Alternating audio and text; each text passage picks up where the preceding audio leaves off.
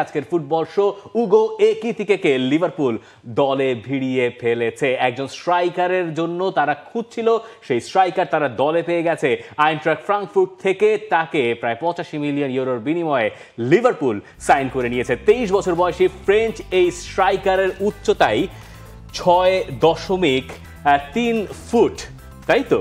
বয়স একেবারেই কম, ফ্রান্সের হয়ে এখনো তার ডেবিউ হয়নি, তবে ফ্রান্সের এজ লেভেল ফুটবলটা খেলেছেন এবং গেল সিজনে ফ্রাঙ্কফুর্টের হয়ে তিনি বেশ নজর কাড়া পারফরমেন্সটাই করেছিলেন, যেখানে তার গোল সংখ্যা ছিল 15টা, অ্যাসিস্ট ছিল 8টা। এর থেকেও বড় খবরটা কি, আপনি একিতিকে সেই কন্ট্রিবিউশনগুলো যদি দেখেন, লাস্ট সিজনে বুন্দেসলিগায় সবচেয়ে বেশি শট নেওয়া ফুটবলার ছিলেন তিনি। লাস্ট সিজন ওভারঅল ইউরোপের টপ 5 লিগের মধ্যে আন্ডার 23 এইজ ক্যাটাগরি যদি আপনি দেখেন, সেখানে হচ্ছে টপ 5 গোল কন্ট্রিবিউশনের মধ্যে আপনি একিতিকে খুঁজে পাবেন।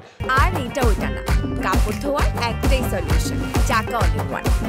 সুতরাং যখন মনে হচ্ছিল ইসাককে কি দলে ভেরাচ্ছে নাকি লিভারপুল, নিউক্যাসলের একগুয়েমেতা, এরপর এই একিতিকে দিয়ে লিভারপুল তাদের যে একটা নাম্বার 9 দরকার ছিল, সেই জিনিসটা তারা অভাবটা মোচন করলো।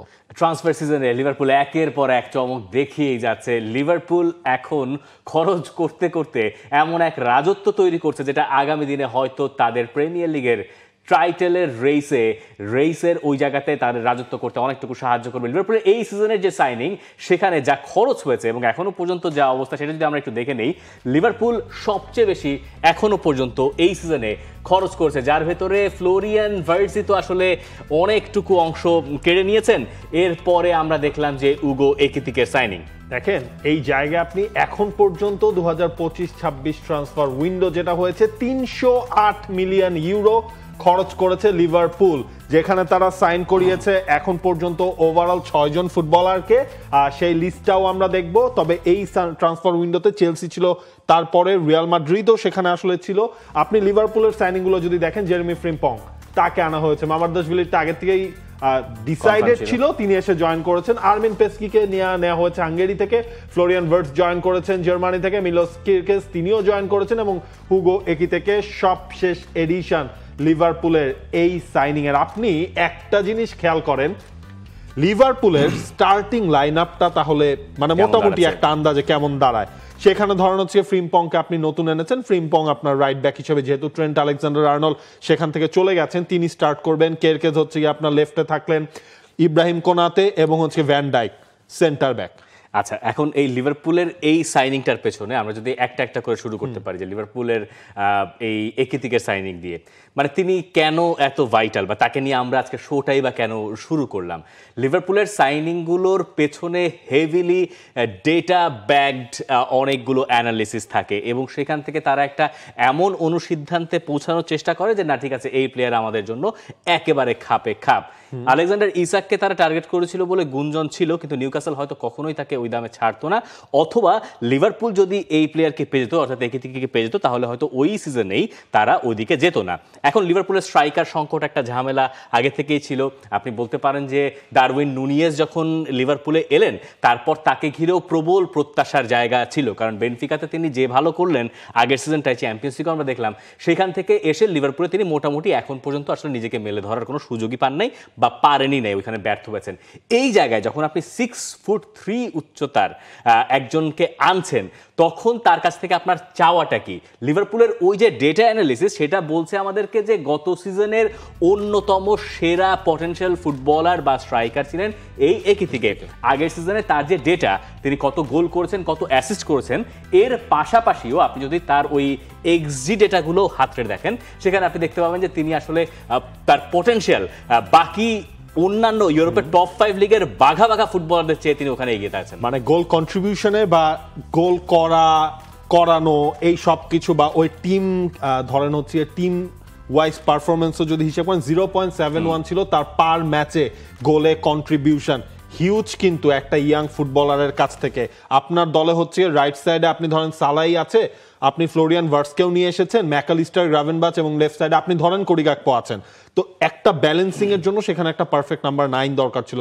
এই ডাটাগুলোই আসলে একিতেকে সেটার জন্য সবচেয়ে পটেনশিয়াল ক্যান্ডিডেট হিসেবে লিভারপুলের কাছে হাজির করেছিল। আমরা এই জায়গায় একটু আইনট্রাক্ট ফ্রাঙ্কফুর্টের প্রশংসা করতে পারি যে তাদের যে গত কয়েক বছরের ধারাবাহিকভাবে প্রোডাকশন সিস্টেম, যেখানে ইন্ডাস্ট্রিয়াল প্রোডাকশনে তারা গেছে, একটা স্ট্রাইকার যায় আরেকটা স্ট্রাইকার দিয়ে তারা রিপ্লেস করে এবং সেই স্ট্রাইকারকে তারা যে দামে বিক্রি করে লাভবান হচ্ছে, সেটাও বোধহয় আলোচনার একটা জায়গা। আগের সিজনে আইনট্রাক্ট ফ্রাঙ্কফুর্টের হয়ে তিনি 15 গোল 8 অ্যাসিস্ট উগো একিতিকের।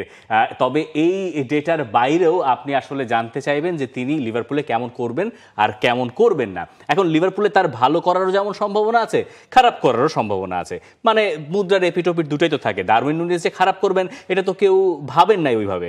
এখন ভালো করার পক্ষের যুক্তি আর বিপক্ষের যুক্তি, এই জায়গার তারতম্য আপনি করতে পারেন। আমার মনে হয় ভালো করার সম্ভাবনাটাই বেশি। খুবই ইয়াং পটেনশিয়াল একজন ফুটবলার তিনি। আপনি একটা জিনিস খেয়াল করেন, যখন হচ্ছে গিয়ে পিএসজি লাস্ট ট্রফি জিতলো তখন কিন্তু তিনি পিএসজির পার্ট ছিলেন। হ্যাঁ, তখন ওই দলে কে কে খেলেন? লিওনেল মেসি খেলেন, কিলিয়ান এমবাপ্পে খেলেন, নেইমার খেলেন। ওই পিএসজির পার্ট তিনি আসলে তখনও কিন্তু তার ডেবিউ হয়েছিল। তখনও টুকটাক ভাবে তিনি 3 গোল 5টা অ্যাসিস্ট এরকম তার কন্ট্রিবিউশনও ছিল। এটা তার ভেরি ফার্স্ট ক্যারিয়ারের দিক থেকে। এরপর যত সময় গড়িয়েছে তিনি হচ্ছে ওই জায়গায় আরো পলিশড হয়েছেন। আপনি গত সিজনের বুন্দেসলিগার টপ 2টা পারফর্মার, টপ 5টা পারফর্মারের মধ্যে আপনার দুজন হচ্ছে ফ্লোরিয়ান ভার্টস এবং একিতেকে টপ 5 পটেনশিয়ালের মধ্যে ওইখানে ওই জায়গাটায় দুজনেই হচ্ছে গিয়ে একই ক্লাবে চলে এসেছেন। এই কেমিস্ট্রিটা আমার মনে হয় আর্নে স্লটের আন্ডারে আরো বেটার হবে। আমি অবশ্য আর্নে স্লটের এইবারের দলটা নিয়ে একটু স্কেপটিক্যাল এই কারণে যে আমি একটু এইটা দেখতে চাই, আগেরবার তিনি যে দলটা পেয়েছিলেন সেটা ছিল মূলত ইয়র্গেন ক্লপের দল, যেখানে গ্র্যাভেনবার্গকে তিনি নতুন করে আবিষ্কার করেছিলেন। আর এইবার এটা মনে হচ্ছে তার দল। এখন দেখা যাক লিভারপুলের সাইনিংগুলো আসলে খুব কমই বিফলে যায়। লিভারপুল এই আগামী দিনে সেই রাজত্বটা করতে পারে কিনা। এখন পর্যন্ত এইবারের ট্রান্সফার সিজনে সবচেয়ে খরুচে ট্রান্সফারগুলোর যে লিস্ট আছে সেখানে অবশ্যই লিভারপুলের নামটা আপনি দেখছেন।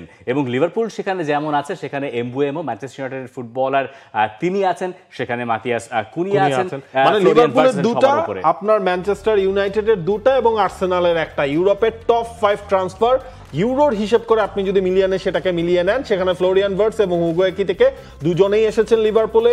এমবুয়েমো এবং ম্যাথিউস কুনিয়া দুজনেই গেছেন ম্যানচেস্টার ইউনাইটেডে। এবং সবশেষ নামটা মার্টিন জুবিমেন্দি, আর্সেনালের নতুন তার ঠিকানা। তিনি হয়ে আছেন এই সিজনের টপ 5 ট্রান্সফারের মধ্যে একটা। আর্সেনালের কথা বলে For more updates, subscribe to our YouTube channel and click on the bell icon. Follow us on Facebook and Instagram. Download T-Sports app to enjoy exciting games and highlights. Visit tsports.com.